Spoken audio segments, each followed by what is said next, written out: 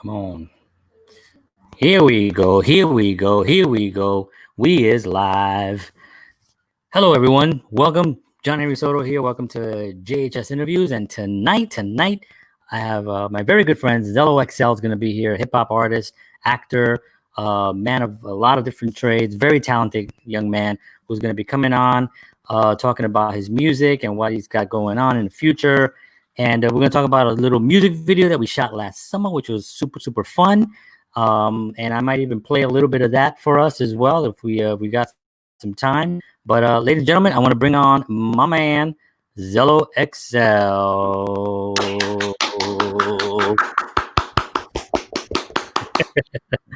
All right, yeah, I need an applause machine. So you need that. You need that drop. You need the applause drop. Yeah, I think they got that. I think they have something like that. I'm gonna see if I put it in there. What's up, man? Thanks a lot for hanging out tonight. We're gonna talk a little music. Yeah, man, it's my pleasure, man. We shot that video last year, and man, that was so much fun. It was super hot that day, but we just had a lot of fun. It was a little chaotic at times because trying to balance it all, but I think it turned out great, and we're going to talk a little bit about that. But first, I want to kind of talk about you and stuff. Like, where you're originally from Brooklyn, right? Is that right? Yes, born and raised in Brooklyn, Coney Island Hospital, Brooklyn. What up? Y'all know the vibes. Okay. But I was born and raised in Brooklyn. I was born in Flatbush, Coney Island Hospital. Like I said, I moved all around Brooklyn, and then I think once I turned like 17, I started going back and forth from New Jersey to New York. So I do shout out Perth, Amboy, New Jersey, as well as I do shout out Brooklyn because had some good times there as well. Yeah, I hear you. So cool. So this is a Daddy. I don't know if you know. I don't know if you know Valdez. Yeah. Shout out to her. Cool. So yeah. So that's cool. So I mean, the upbringing. Obviously, I grew up in the Bronx, so I have we kind of probably have a little bit of down Bronx, Hunts Point. So I mean, for a long time, I didn't even know the Bronx was in New York growing up. It is a whole different culture. That's a whole other world. Once you reach up there, once you get up there into the Bronx, it really is a whole different. It's a whole other planet when you get up there, man. Mm-hmm. So the upbringing is tough. I know it's rough and stuff like that. How much of that influenced your music, your current music, and was that something that you consciously wanted to actually focus on, like that type of upbringing? How was that? I mean, growing up in Flatbush, I grew up in Vanderveer projects, so it was definitely the violence, sex, drugs, money was definitely around me. I chose not to take any of those routes, but it was constantly around me. So it was like I couldn't not see it. It was gonna be there no matter what. Even like me, like having fighting, or being jumped. That area of Flatbush was a lot of like more Jamaican, Trinidadian, very Caribbean, a lot of Caribbean people out there. So I'll get picked on like because I was considered white boy. They would call me white boy. I was considered white boy out there to them. So I would get picked on a lot. So I definitely had a lot of fights, and I had to hold my own out there. My mother gave me that. I don't know if a lot of other people had their mother give them that talk. You better not come upstairs crying that you was about to fight and you didn't want to fight. You better go fight, and then when you come back upstairs, and then I'll come downstairs to help you handle it. Wow, that was one of that's way my mom was a single mother to 4, so 2 boys, 2 girls. She had to try and play, try and play both sides, dad, mom, try and raise 2 boys to be tough in the neighborhood, then to try and raise 2 girls to be young ladies. So it was definitely a lot for her to juggle, but yeah. Absolutely. Yeah, that can be really stressful for a mom, like, single mom. I mean, did you, and with your music, like what were some of your earliest influences? My earliest influences, excuse me. I would say when I was younger, I was always like, my mom would have friends over, right? So she would have friends over, they all drinking in the living room and partying and listening to music. I would have my way to make extra money. So I would come out there, I would tell my mother, Ma, you know, can I dance? Can I make, because I was in love with dancing before I was in love with anything else. Yeah, I know. Y'all gonna look at me now and be like, how? Right? But so I remember listening to Usher. I remember listening to Usher's album. And I was just always dancing, constantly dancing all the time. Yeah, Usher. I listened to the first album, and I was just dancing. And then at the end of me dancing, I would, my mother would be like, "Give him money. Make sure I give him money." So I don't know if my mother was out there having me as like a stripper or something, dancing, getting money, or I don't know what kind of operation that was. But I did have a hat. Man, you gotta do what you gotta do. Me money, you know what I'm saying? So I mean, it was good times also.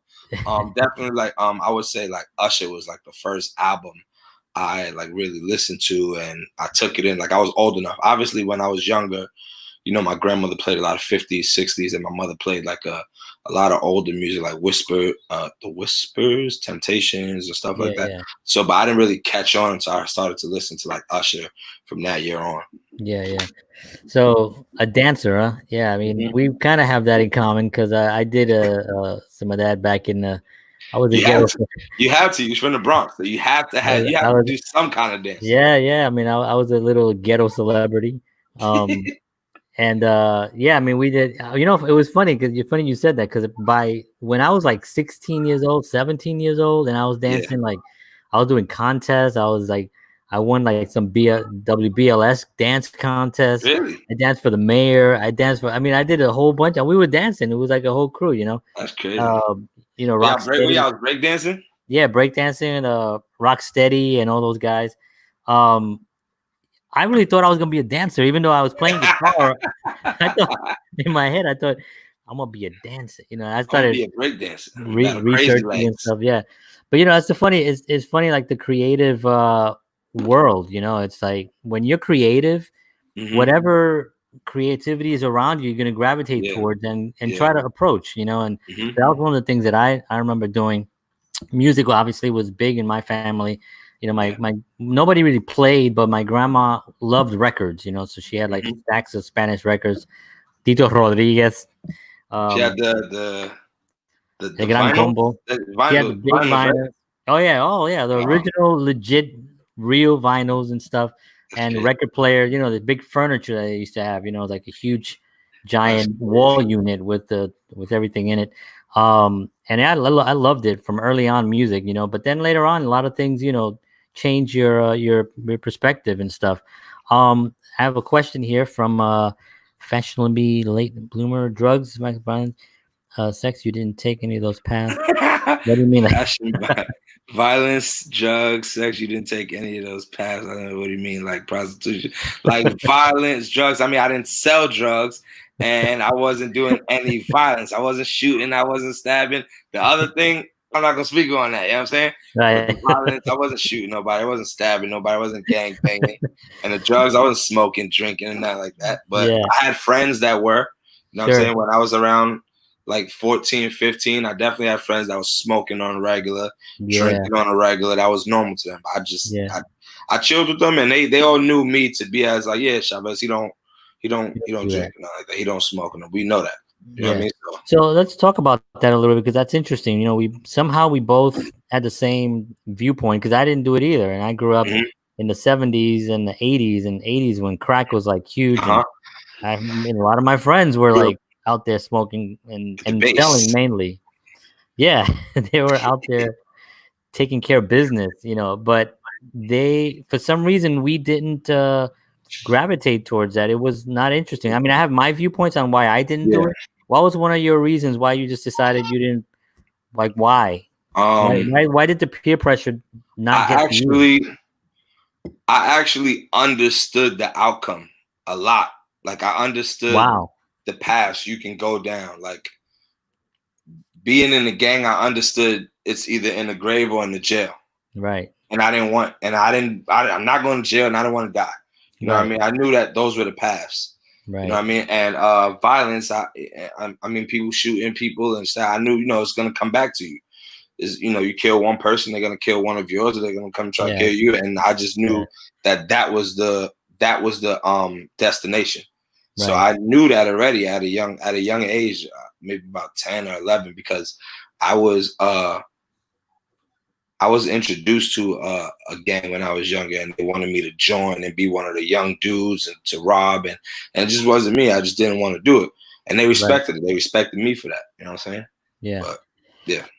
Yeah. I mean, my viewpoint on that was that, like, I didn't like to, like, not be in control of stuff. You know what I mean? I think I'm still a little bit like that. It's not so much. I guess it is kind of a control person. I like to be in control of certain things, but especially my body. You know what I mean? Like, I don't want to freaking be out of control. And I was happy where I was mentally, you know, but I mean, that's kind of like really high awareness for you to realize at such a young age that you knew already the outcome. Because I mean, who doesn't know the outcome at that point? I mean, I feel like they all know the outcome, but I feel like what gets in the way is the money, sex, fame. Yeah. You know, being praised in the hood. Oh, that's such and such. You know what I mean? You know, he's a top dog, gangster. You know, it just wasn't my thing. The short-term goal is better and more satisfying than a long-term. They don't really. And the long-term, like the end is you're gonna die, you're gonna end up in jail. But they don't before care. you get there, you can have some girls, you might have a little money, you might get a little chain. No, I'm good. I don't want none of that. But that don't mean that I was still in the hood, you know what I mean, playing around, running around, and I was definitely fighting. My mother had to come stop me from fighting many times. I had a younger brother that was always in trouble, and they would come and get me. Yo, Chris is doing this, and this kid hit him. So, you know, what are you gonna do? What are you gonna do now? This older kid hit your little brother. I'm just upstairs chilling. I'm like, what? Yeah, he hit your brother. Come downstairs. He blah blah. They fighting. Put on my sneakers. Go down real quick. Knuckle up. Leave. And then it came to a certain point where my brother, he could hold his own, or they just didn't want to fight or nothing like, or they just didn't want to bother him or nothing like that, because they knew that, you know, not saying I'm no big, you know, big knockout artist and nothing like that, but they knew that they would have to eventually like face me. So it just so I mean, I was lucky in the sense that I was short, so nobody really wanted it. Nobody really bothered me, you know. And I was kind of funny, so I would always make just make jokes and stuff, and people just kind of knew me as just the funny guy, you know. But what was some of your experiences like when you first started music? Was it you making that decision, or somebody just kind of told you should? There was I could say I wrote a song. I started writing music in about 2015. I always wanted to write music, and I just felt like I always like maybe I didn't have the look, or I didn't carry myself as an artist, and I didn't know which path to take. Hip hop, singing, you know, rapping. Like I didn't know really like what to do. Right. So it was kind of hard for me. And then I met up with one dude. I'm not gonna say his name. I'm going to give him no kind of promo. But I met up with one dude, and he was like, "Yeah," because I was working on a camera. Before I was doing music, I was doing a camera because I was like, you know what? I'm gonna just do videography. I'm gonna do videos. I'm gonna just edit and do photography, and actually kind of try and see what it is to be an artist. See what they do. So I was doing that. I was being a videographer and stuff, but also trying to learn how the artists are moving, how they do this, how they do that. And I was working with this one guy. He was like, "Yeah, we want you to be an artist and a videographer, but basically, like, we're gonna shelf you. We want you to be a videographer for like 2 years. We want you to sign this contract and be a videographer for like 2 years, and then later on, we'll start to bring you out as an artist slowly." I'm like, I ain't got no time to waste. So like, I want to do both now. I can do both now. I'm fine with doing both now. Right. So after I split up with him, I met up with a good friend of mine that my brother actually introduced me to. His name is BG Styx. He passed away. Rest in peace to him. And I was doing videography and vlogs for him watching how he moves, watching how he, you know what I mean, how he raps and everything, and how he carries himself as an artist. And I'm going to interviews with him. I'm just like, wow, this is dope. People coming to him. People was coming to him. They want to see him freestyle. I'm like, wow, that's like that feeling to people want to come to you and see you freestyle. They want to hear what you have. You know what I mean? So I was like, wow, that's dope. And then he passed away. And then I just wasn't doing anything for a while. I wasn't doing anything with videography or anything, and then or music. I was just chilling, and his younger brother, Styx' younger brother, actually hit me. I was like, "Yo, I got a team, Luxury Dreams. You know what I mean? We do video. We want to do video. We like your videos that you did for my brother. Would you want to join our team and do videos for us?" Boom, I said, no doubt. So we're doing videos for them, doing vlogs for them, walking around with them, going to studio sessions. We're doing vlogs. We're doing basketball, charity games, a dope team. I got wild love for them. Shout out to Luxury Dreams. Shout out to Ray. And I think I did a song. The song I did was I released a song on my own. Like while I was doing video for them, I was still doing music. I seen the studio that they went to. I spoke to the engineer on the way out. I was like, yo, what's your number? I might want to come record. He's like, yeah, okay. He's like, you do music? I was like, yeah, I just want to record a song. And I recorded a song, and it was called I forgot what it's called. But the hook was crazy. The whole song was crazy, and they heard it. But I didn't know that they heard it, and they called me over to the house. It was Ray and a couple other dudes, and they called me over. It was like, this you? They called me Zelo. They're like, yo, this you? And I'm like, yeah, this me. And he's like, nah, hold up. So then they was like, yo, we want you to write. You could do hooks for us. Like, you could do hooks for the other artists. They have rappers in the group. So I could do hooks for them, and I could also do like, you know, verses if I wanted to. But I was more of just the person that would just do the hooks. You know what I mean? So yeah. At that point, Ray was like, I think you got what it takes. Like, be an artist. Or which one do you want to choose, videography or be an artist? So I was like, I want to be an artist. And they said, all right, let's go. Let's do it. Let's push it. Wow, that's awesome. So your camera froze. I don't know if something on your end or something, but camera's frozen. Yeah, you're frozen on my end. Can you still see me move? I can still see you. Yeah, you're frozen like this. Hold up. So what do I do? Do I stop cam and then turn it back on? Yeah, just try that and see what happens. Stop cam. Still frozen. Still frozen. I don't know. But you can hear me, right? I can hear you, yeah. That's crazy. All right, well, try to... Let me see. I'm going to actually bring you down. I'm going to bring you back up. Try the camera now. Still frozen. You there? Yeah, it's still frozen.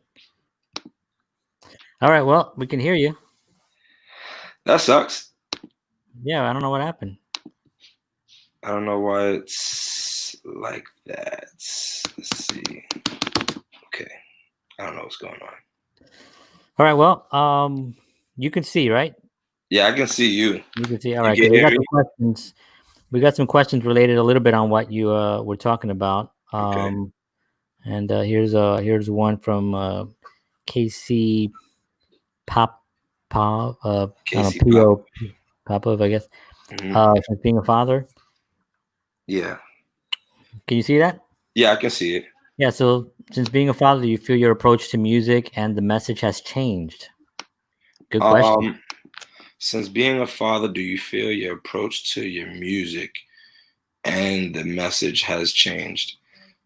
Definitely. I feel like even in the beginning of me, you can still hear me, right, John? I can hear you fine, yeah. Okay. So even in the beginning of me doing music before I had a son, I didn't really talk, I didn't really say anything too crazy that I was like, oh, I don't want my son to hear that. You know what I mean? Like some music may be explicit that I won't let him hear till he gets older. But I don't feel like I was really, living that kind of lifestyle in my music where it's like, oh, geez, you can't talk about that no more. You got a son now, you know what I mean? Right. Yeah, so I was gonna say, you never had that. I never had that kind of music where it's like, whoa, what? I mean, I might have said some things, but he's just, he won't know right now until he gets older. But it definitely didn't change the approach of my of how I do my music, but I could say what changed is my hunger to be a professional recording artist, to be a well-known recording artist, for people to know who I am, and for people to love my music and enjoy my music. Like that hunger, that drive, has definitely grown. That's awesome. So let me see. I got another question here. Zelo, give us an insight look into your creative process. What are some of your favorite topics to write about? How do you gather inspiration? Do the words or music come first in your process? Okay, so for me, it's more. I love. I don't know how to play any instruments, but I love listening to instruments. So when I hear music, I hear the instruments first. So when I hear a song, even though everything is all electrical now, but I can still hear the guitar, I can still hear the drum, I can still hear the hi-hat, I can still hear the piano, and I love hearing that first before I even hear the words. Yeah. So I'm more of a person that would listen to the beat, and if I like the beat so much, I really kind of won't care. I'm gonna make my lyrics fit that beat. You know what I mean? So that's how I really come up with everything that I come up with. How do you feel about like hip hop and the fact that there's not a lot of live music when you go see a lot of these artists, hip hop artists, I should say. A lot of it is done in the studio. I mean, you can make amazing sounding tracks, right, with like a box this big, and it's cool. I think it's cool because I think a lot of music is coming out, but when you go see a live show with a full band, you know what I mean? Like there's nothing like that. You know what I mean? Like, and I think as you can see, a lot of these artists, when they do make it big, they do bring a band on the stage because they know the power of having a band and not, just one guy just walking back and forth. Because it's such more of a sound. Because I mean, you can have still a dynamic personality and command the stage by yourself. You know what I mean? That's definitely a doable thing. We've seen a lot of guys do that. But when you have that element of live music, is that something that you'd be interested in putting together at some point? Definitely. I do love actually, like the biggest thing that I've been wanting to do, which is kind of hard to do, is collaborate with the rock band. I really don't know that much rock bands, and I don't know, like people that are like willing to collaborate with an artist like me. But like that's one of the same way Jay-Z did it with Linkin Park. I wanna do the same thing, because that actually inspired me to listen to rock music when I heard Jay-Z and Linkin Park. I didn't know who Linkin Park was growing up. Yeah. So when I heard that I was like, what? Wait, who are these? Linkin Park. Well, Try to be where you want me. Yeah. What? That just was crazy. And how Jay-Z, that was crazy. Yeah, and that was kind of like even before that, you had a lot of artists come together like that. Run DMC was the first one that I remember growing, during my teen years. Run DMC with Aerosmith, when they recorded "Walk This Way," and it was kind of like I knew who Aerosmith was only because I was kind of a musician, and I kind of I liked that era of music, but I didn't really know their music. As a matter of fact, I knew who they were, but I didn't know that song. I thought Run DMC wrote that song. Like I thought it was their song, and then they had this one guy come in and just sing "Walk This Way." But, so do I. It's way the big lip, and but it turns out that it was their song, but it sounded so funky. And Steven Tyler didn't even want to do that here. He thought it was like a ridiculous thing, like a hip hop band. Like what? He thought it was like, no, it wasn't even called hip hop back then. This was at the beginning of it all, right? It was just rappers, or even before that, it was called MCs. So, but it is a good idea for a hip hop artist to really collaborate with hey, there you are. Now, you don't know how hard I've been working. Oh, have you? Yeah, I'm sitting here trying to talk, and I'm like, no, I gotta be here. Behind the scenes, behind the scenes, like, all right, boom, okay. You were like on Apollo 13, trying to. Yeah, I'm happy. Gadgets. Cool, man. So, But I think it is important for a hip hop artist to really collaborate with a band, you know, and just to do something different and kind of try stuff. I think that's actually a really cool thing. I like that, and I mean, I still, I look around for bands that would probably be interested, and I understand like rock bands. It's kind of hard for them to try and twist. Like, how would we? That's why you only kind of see one, right? You only see Jay-Z and Linkin Park. Right. That's big. That did it. That's big. Right. I'm sure that there's other people that a lot of people. Yeah. But the Jay-Z and Linkin Park just demolished it. Like, and I kind of like the way A Boogie it's not rock, but it's kind of pop. A Boogie and Adam Levine, or was it Maroon 5? I don't know if he did it with just Adam Levine on Maroon 5, but A Boogie and Adam Levine combined to do a song, and that song is just dope. And it's just like A Boogie could be a hood dude coming from the Bronx, and now I'm on a song with Maroon 5. Yeah, it's just amazing how that happens. Yeah. I want to do something like that too. Yeah, that'd be so freaking cool. So, you're on social media a lot. I see your posts and stuff. And one of the things that I admire the most about you is that you really put a lot of work into not just your music and what you're working on, but also your personal life. You put a lot of yourself out there and stuff. How do you think your fans relate to that? Is that something that you want to do? I think I do have a lot of fathers on my Instagram, so I feel like I can be encouragement to them also as well, like, because sometimes you get really like I felt it, like I'm a father, like, I have a job still, I have a 9 to 5, I shouldn't be taking whatever extra free time I have and doing music. It should be spent all on my son and being a family and stuff like that. But I know that this is my dream, and I'm doing this not only just for me, but for my son as well. And I don't want to be the I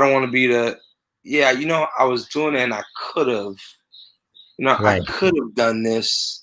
I don't want to be there. I'm like, I'm here now. I want to do it now. And I feel like being a father and seeing other dudes as fathers, and they do their own thing too. And I'm just like, I hope it encourages them to chase a dream that you had. Don't let it change. Don't let it change the mindset you have. Right. Like before you had a child, it should just push you more. Like, don't be like, oh, I'm a father now, so I'm just sit back and eat some Doritos and just chill. Yeah. I mean, so just push yourself. And I feel like it also lets my fans and supporters know a little bit more about me, because obviously being in the entertainment world, your life is going to be in the light, no matter if you like it or not. You can try very hard, and I've seen some famous people, you don't really know much about them, but today's world, if you want people to know you, you got to let them know what's going on.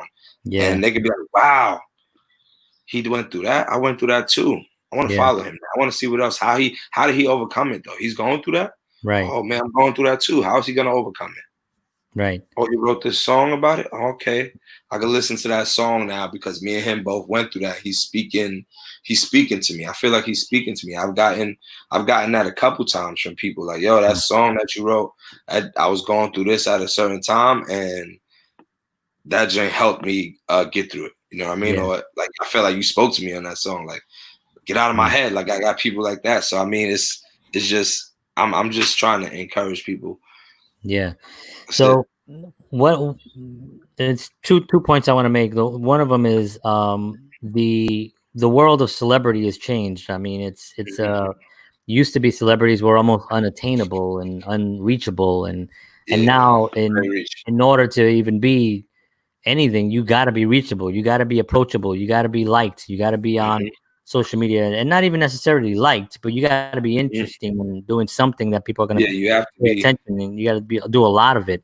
And so it's a different world, it's a little bit, some artists just want to kind of do their art, but unfortunately everything has changed. It's sort of like when the printing press came out, right? Before that, people would, before the newspaper and the printing press, people would just be like, yo, we're selling fruit. Tell your family. Yo, What? Who's selling fruit? Right? That was it. Then the printing press came up, and somebody said, "Hey, you just write it down here," and we send it out to everybody in the newspaper. And you have to get used to it. And people are like, "Nah, I like yelling. I like just telling people." And it goes, "Yeah, but that's not." You know what I mean? And people who don't advance in there are the ones that they're going to lose. It's the same thing with the horse carriage and the car. The car came about. People were like, "Nah, man, I'm staying with my horse. I'm staying on this horse. horse With my horse." Cars are going boom, boom, boom, and they're just like, and they end up losing. So you do have to kind of like as an artist now incorporate whatever that brings. My second point was. What hip hop has this idea of like this tough kind of like bang bang bang money bitches whores whatever you want to say that whole silliness so you seem to have taken a different approach to it. It's not that it's not that it's any different because you came from the hood. You had a lot of experiences. You have a lot of challenges. But there's that whole viewpoint that hasn't. Do you think that hip hop is actually moving away from that a little bit more now than it has in the past? I would say, yeah, it kind of is, but that kind of hip hop is still out there. But I would say that is moving away, but still kind of is bringing it with like it's the new era is moving away from that whole bang bang shoot 'em up gang bang kind of hip hop, but it's still bringing a little bit of it with it. You know what I mean? Yeah. So, I mean, I feel that it's always going to be around because people are living in that world and they want to communicate their experiences, which is what you do in music, right? But I also do feel that what's cooler today, and maybe I'm wrong about this, but what's cooler today is to be cool and to be more supportive of things around you and be, I feel like that when I hear a lot of artists, like, I don't know if you know Gary Vee is. Of course I know Gary. Yes. So, he loves hip hop so I follow him a lot, and he has a lot of hip hop artists that he's usually mentors, and some of them he actually shoots them up to fame because of the information he gives them to, stuff to do. Yeah. But one of the things that I feel like when I hear them talking and being interviewed, I feel that the tone has gotten more positive. The tone is just more positive about. You can still say, "Yeah, I got my money, got my cars, got my money, got my guns, and I'm shooting all of this." But the overall theme, the overall energy seems more positive. Do you think that's true, or is that just me because being a hopeful? No, I think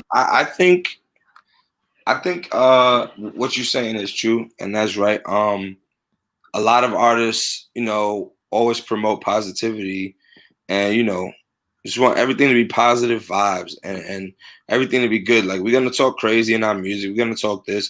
It might be somebody's past experience. Somebody's past experience might be guns shooting and gangbanging. Right. But they're speaking about it on their music. Don't mean that they want to live that lifestyle today. So you'll hear them saying, that's their music. That's how they feel. People's music is. I feel like my music is how I get off stress that anything I'm going through, or I make music that's just like fun, or I'll make music or like a relationship or breakup and stuff like that. So whatever I'm going through is just I put it into my music, but that really doesn't define who I am. Like, I'm still a respectful guy. My mother raised me right, so I'm very respectful. I'm polite, and I don't want to be out there carrying myself crazy and talking crazy. Some artists do. Some artists do carry themselves a little wild, and I don't carry myself that way because, like I said before, I know what's at the end. Right. I'm not gonna carry myself crazy talking about I got guns and I'm gonna shoot you. Like, you know what I mean? Yeah, I might say that a couple times in the song. I probably said that once, but at the end of the day, it's just not worth it, right? Let's take a question here again. What does Zelo mean? How did you get the name?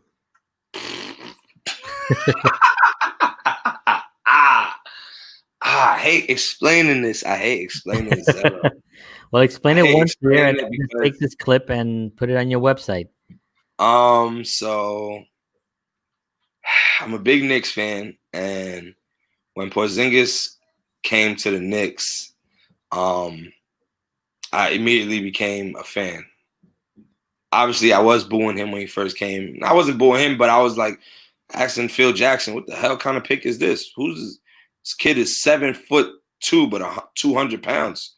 I weigh more than him. I'm 5'9". The hell?" So I'm like, "Who is this?" So after I seen him play, I had to give it to him. He was a good player, and I became a fan of his. But I was always a fan of Carmelo Anthony. That's one of my favorite players that all time. Favorite player all time. Like they asked me, "Who's your favorite player?" It's gonna be Carmelo Anthony first, then I'll name a couple people after. But so I took when I was doing video, it was Porzello Films. Pour for Porzingis. Pores for Porzingis, Porz, and the ELO was for Melo. So I took Porz and the ELO, combined it together, Porzello Films. So Luxury Dreams, a couple of them who I was hanging out with, actually Sway. His name is Sway. Shout out to him. Nobody's calling me Porzello. It's just too long. It takes too long to roll the tongue, Porzello. Nobody's calling me that. So they just cut it up to Zelo. And when I was like, okay, I'm not going to be a videographer anymore. I want to do just music. So my name was Savvy Shah. I'm not going to say that name ever again. Savvy. I'm going to say it one more time. My name was Savvy Shah. Not saying it again. That was a stupid name. And they was like, yeah, nah, you got to go with something else. But they was already calling me Zelo for short because Porzello. They was like, yo, just stick with Zelo. So I'm like, Zelo? What's a Zelo? Like, what is a Zelo? Like, how much just be just Zelo? But it's stuck. And then, so I was like, you know what? It's different. I don't have a little next to my name, like a little Zelo or big Zelo, or not everybody got the little next to their name. So I just kept it as Zelo. And then I put the XL on it because there's a Japanese or Chinese artist. I'm sorry if I'm saying it wrong, Japanese or Chinese. My fault. But he's an artist and he does K-pop. He's actually pretty dope too. And I looked him up. His name is just Zelo only. And he makes dope music. He's verified on Instagram and everything, but he's just Zelo. So I was like, I need to put something else on it. So I was like, okay. I'll take my comment. So I was like, okay, I'm a big boy too, so I gotta put the XL extra large. That's everything I wear is XL. So I was like, all right, so I'm gonna put the XL on it. I'm gonna just add something else on it. So it's been Zelo.XL.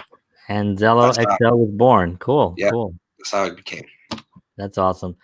We got another name here. Drop that new tape. Justin Burgos is giving you orders. Burgos. That's my cousin right there. Burgos.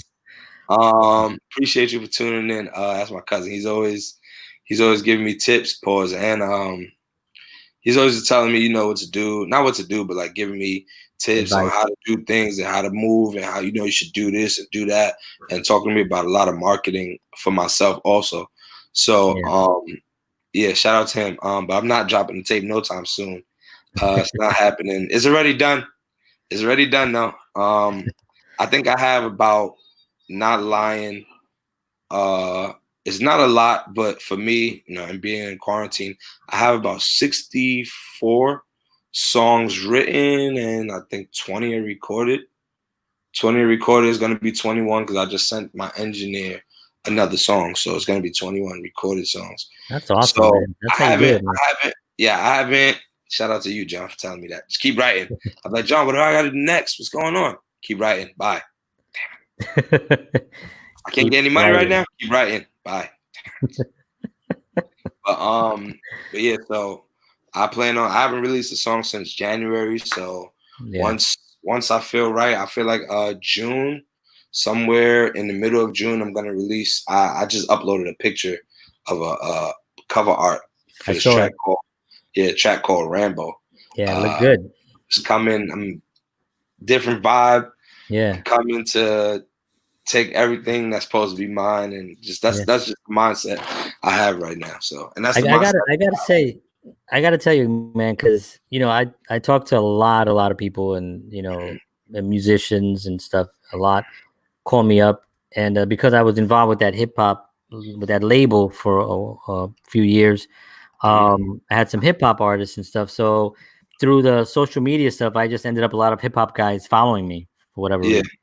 Because you know me, Yeah. I'm all about the hip hop, and you know what I'm saying. So, but I ended up meeting some really, really awesome people. So I get a lot of advice, people calling me, asking me questions and stuff. And I always tell them the same thing. Not a lot of them I see take the advice, but I have to say, when I spoke to you about stuff, and we've sat down and had conversations for long, lengthy phone calls and all that stuff on what needs to happen, you really did it, because it is about writing, because the more you write, the better you're going to get, I mean, it's just the better you're going to realize how you're going to communicate and how you're going to express yourself. And you really did that. And the fact that you said you had 60, I'm thinking you're going to be like, it's not a lot. I have 7, and even that I'll give you props. You have 7, but 60. I was like, you're doing it. You're doing exactly what you got to do. So I'm really happy that you're doing that. The bags are here. I don't know. That's right, man. That's the only way you got to do it, man. You got to just keep writing and stuff. So that's really awesome.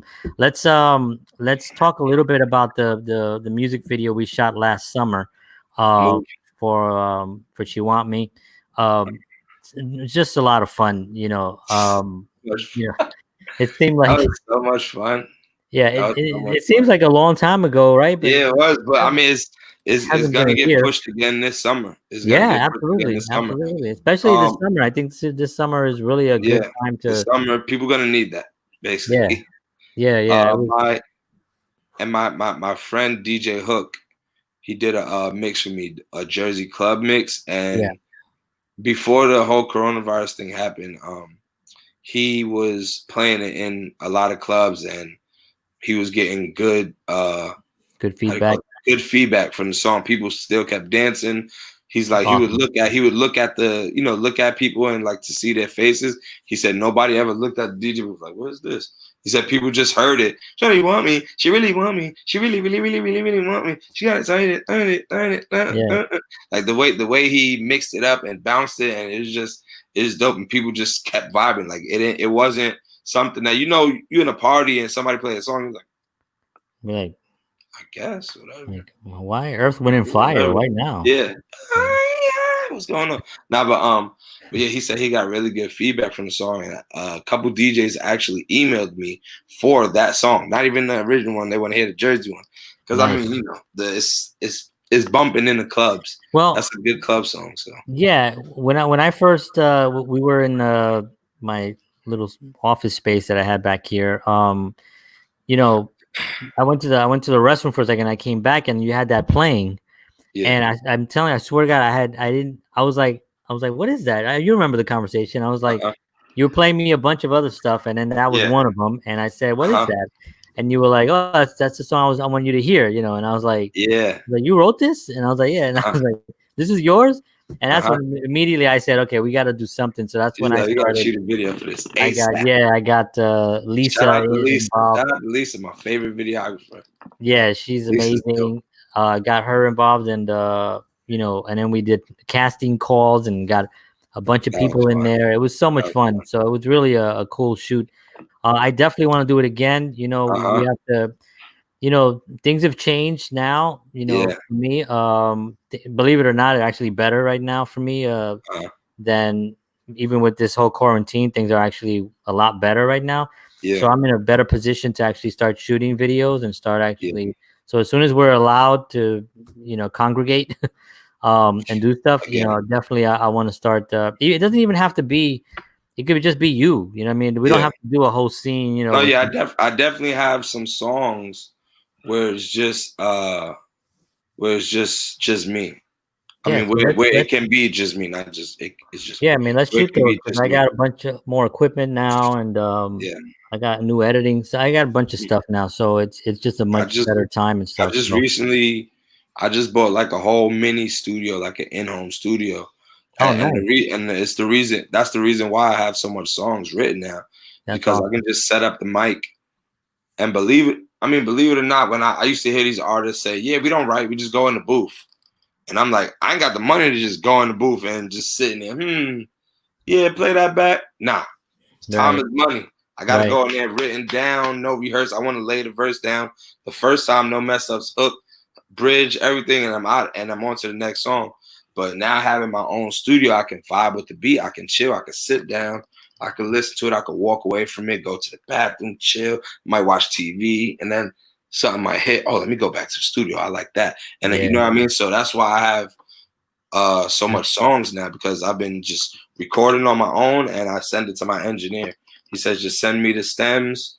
Don't touch nothing. He's like, just record, press record, and stop. Do not touch anything. I'm like, I got you.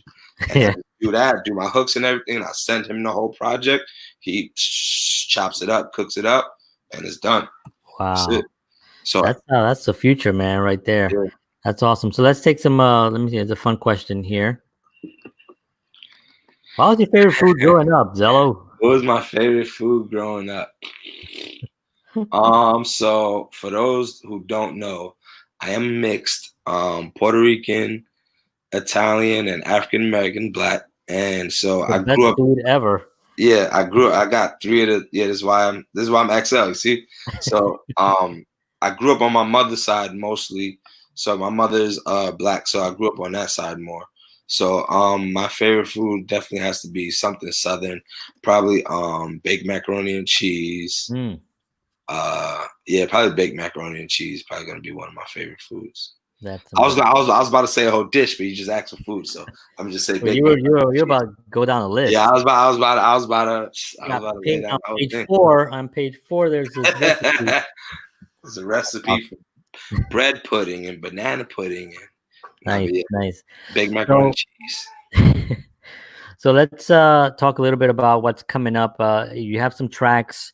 I asked this to everyone. I asked a couple of similar questions. I'm going to ask you one now, the first one, which is like obstacles. You know, a lot of artists go through obstacles, difficult ones that kind of like really challenge them, and they overcome them. You know, and the ones that overcome them are usually the ones that become successful, because you hear the story, right? Yeah. So tell me a little bit about like what's one of your biggest obstacles that you hit or hurt, you know, that you had to actually, that really tested you, that you were able to overcome, that you look back on and you say, wow, damn, I can't believe I did that, you know. And do you have anything that pops to your mind? An obstacle. One you can share, obviously. Oops. I think the biggest obstacle, or not, it wasn't a really big, but probably passings in my family. My grandmother, that was a very big like hit for me. I didn't know. I mean, I'm embarrassed to say that I didn't even go to the funeral, because I didn't want to see that. I don't want to see that. People I don't want to see her. Yeah. I didn't want to see her in the cat. So that was a very big obstacle that I had to try and get myself back up and do things, you know, get back to normal with things. But that was like a very big obstacle for me, to passing on my grandmother. Yeah. And I would say like seeing friends pass away in the street violence. And stuff like that. It's so many things I can't really like explain and get into, because so many things that it's like, you know, you think everything is good, then you're like, who died? Who got shot? Who got killed? Right. It was like back in, like growing up where I'm from, it's just like back to back. You almost become numb. It's like, oh, he died? That's crazy. Yeah, you do become it. You get desensitized from the actual violence. All you say is that, oh, that's crazy. Yeah. What else? Yeah. I mean, but definitely an obstacle. One I do want to say is my son, the birth of my son. I didn't know how I would still be able to create music and be a father. Like I was speaking about it before. I was like, no, you got to keep pushing and stuff like that. So that I definitely, that was something I had to talk with myself and read articles and talk to other people. And I'm like, yo, I can't. How am I gonna? Any free time I should go to my son. Like I don't mean it. Not that I don't mean anything anymore, but like you know, you just want to be with your child the most all the time. So that was definitely an obstacle for me. Like I didn't know where to go. Like, okay, I have my son. I still have music. Do I want to do music? Should I quit it and just be a father and that's it? Be a regular, you know what I mean? But it's not in me to just, all right, just that's it. Yeah, it's hard to do that. You can't. I can't. All right, well, 9 to Okay, 5. that's it. 9 to 5. Son goes to school, come home, I'm drinking beers, and then one day put me in a casket. I'll be going. See you later. Right. It's not in me to do it like that. No, So. I hear you.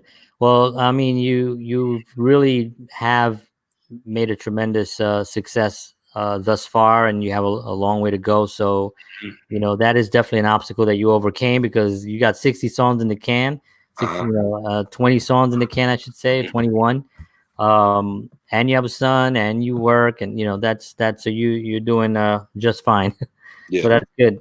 Another question that I like to ask is, how are you doing with this whole quarantine situation? Like, as an artist, you're obviously recording, which is great. Is that like what you've been focusing the most on during this time? I've been writing a lot, and actually now, like, since, you know, I'm not working right now, so I'm definitely not getting to spend more time with my son. I want to go back to work. I mean, my son is 2 years old, so if anybody has a 2-year-old or been through it, daddy. He wakes up in the mornings right here, asking me for apple juice. Like, yeah, Zach. Like, hold up. I know. I have a 3-year-old, so I know exactly. It's it's kind of, you know what I mean? It's kind of crazy on that point, but you know, I love my son dearly, so I do get to spend time with him. So that's all I care about. And I've been writing and getting creative, and I've been trying to look up, like I told you before, rock bands and trying to get a song, or trying to see if maybe they would be interested. I don't know. I haven't approached anybody actually. I just been like following them, liking stuff, and maybe they'd be like, "Hey, I like your music." I'm like, "Hey, I like your music too." So you want to try and stuff, you know what I mean? So, I actually recently started writing a trap bachata song. Oh wow! So it's trap. You can't dance bachata, but it's like trap, and it's gonna be Spanish. It's gonna be my first tracks speaking Spanish. So I gotta get in tune with my Puerto Ricans and Dominicans and make sure I'm saying things right. Well, I'm Puerto Rican, so I gotta get in tune with my Puerto Ricans, so I can't embarrass them. You gotta do it. Yeah, that's awesome. So let's take a couple of questions here, and then we're gonna. Somebody got. Let's see what would be your dream collaboration with any rapper or producer? Okay, I'm gonna pick a rapper and producer. So dream collaboration with a rapper, I'd probably say my dream collaboration with a rapper, probably I'm gonna go with Kendrick Lamar. That would be a dream collaboration, to try and figure something out with Kendrick Lamar. And a producer, I would say Scott Storch. I like Scott Storch. Nice. Yeah. So this is just a comment on what you talked about, showing about your son. Lindsay, shout out to you too. Yeah, so that's cool. That's a very true, you know, and that's one of the things that we talk a lot about here. You know, my wife started her own business while quarantine. She's a teacher. She's still teaching, you know, virtually, but we started a business here, and she's a painter. She's an amazing artist. So we started that. I'm helping her with the back end office stuff. I started this show during quarantine, and we always say the same thing. You know, it's like we're doing this for our family. You know, we want to actually be able to leave something behind that they're proud of, and also build something that will have some leverage for them. You know, that was the last question. What the last question said? It wasn't a question. It was a comment. Oh, okay. Oh, it's showing him that. Yeah, it was a comment. We had Thank you, Lindsay. Yeah, so definitely an important thing to really get out there and continue doing what you're doing. So let's talk a little bit about where people can find you. Where can they, you know, listen to some of your tracks and stuff? And I know you're on Instagram, right? I'm on Instagram at Zelo.XL, Zelo.XL. You can. There's only 2 Zelos that are like really doing music. I've seen other Zelos, but they haven't done music in like years. But if you just search up ZELO.XL, I will pop up anywhere. Twitter, Instagram, YouTube, Facebook. I'm not on TikTok. It's not happening. You'd be great on TikTok, man. Triller, Zelo.XL. I'm not doing TikTok. I'm not giving in. I've been holding out. I'm not doing it. Man, missing out, man. The videos are funny, but I'm not gonna admit. Well, I just admitted it. But the videos, All right. But yeah, anywhere, any platform. I'm on Apple. All music platforms. She Really Want Me, my single that I'm still pushing, and Switching Sides is also on all streaming platforms: Google Play, YouTube, Apple, Deezer, Tidal, Amazon Music, everything. Awesome. That's so cool. So, any final words for your fans and anything that that you want to communicate to your audience? I just want to say sorry for the wait to my fans and my supporters. You have to keep the weight because XL. What are you gonna do? Yeah, you're gonna be like Zelo.XL. Yeah, it's been since January though. So what is it? May? I don't know what day or month we in anymore. It's May. It's been since January. I dropped the song, and I'm itching right now. I'm itching right now to hurry up and drop music. But you know, it takes time, and I want it to be the right time. But I promise, when I do drop, I'm gonna be dropping singles pretty soon, like mid-June. The single I'm gonna drop is gonna be called Rambo, and I will be dropping an EP, very small project. And I want that project to also be like a continuation. So that the name of the title of the project is called Emotional Roller Coaster.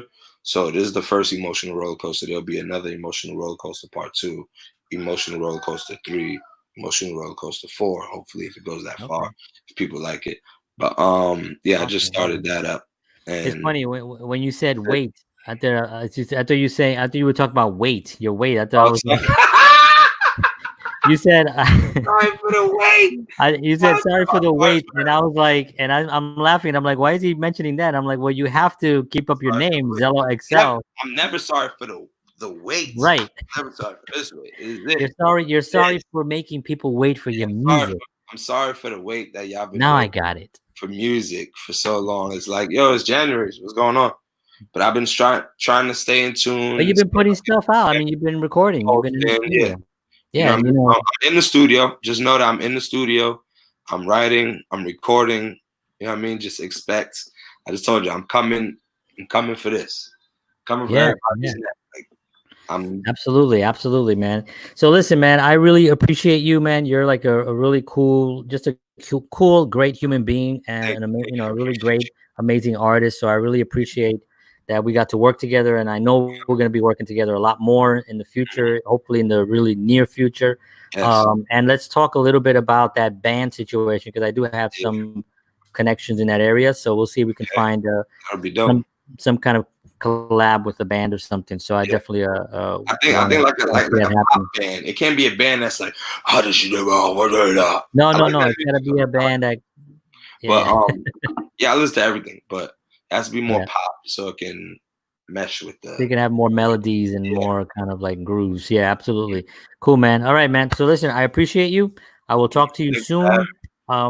Yeah, man. At any time, man. I'd love for you to come back again, and especially when you got some more stuff out. We'll play some stuff and talk about them and stuff. And if anybody's interested, I'm going to put all the information on YouTube. I'll put it down in the description below. Make sure you follow as well there and hit the little bell. And also on on all the Facebook channels and Instagram, not Instagram, Twitter. I'll have all that stuff there as well. So it'll be a good thing. All right, man. Thanks a lot, buddy. I'll talk to you soon. Thank you. Appreciate it. All right. So that was Zelo.XL. What a great guy, man. Just a really cool dude, talented, has good on his shoulder, knows what his purpose is as an artist, goes out and does it, knows that there are struggles, knows that there are always going to be obstacles, but is not willing to take no for an answer, and it continues to move forward. So that to me is really exciting. So just real quick, anybody want to send me a message for any reason, you can always email me at johnhenrysoto@gmail.com. This is my new link number where all my information is on there, all my links, everything, my whole existence is on there. I did start this new thing called JHS 1000 Patrons. I can talk more about that if you want to email me. And I think that's all I got. That's all I've got. Want to thank everybody for tuning in. If you like what I'm doing here, if you enjoy this JHS interviews, if you actually like the guests, and you want to see more guests, and you want this to continue, please subscribe to my YouTube channel, share it, hit the little bell so you get notifications whenever we go live. We're also live on Facebook, and eventually I'm gonna be live on LinkedIn. Right now I'm negotiating something with them. I have to fill out an application, which I just got a good acceptance to. So eventually we'll be on there, and of course on Twitter. Just follow and encourage, and send me guests if you're interested. If you have somebody that's interested, send them to me at johnhenrysoto@gmail.com, and I'd love to talk to them. All right, folks, thank you so much. God bless you all. I will see you all again very, very soon, and later.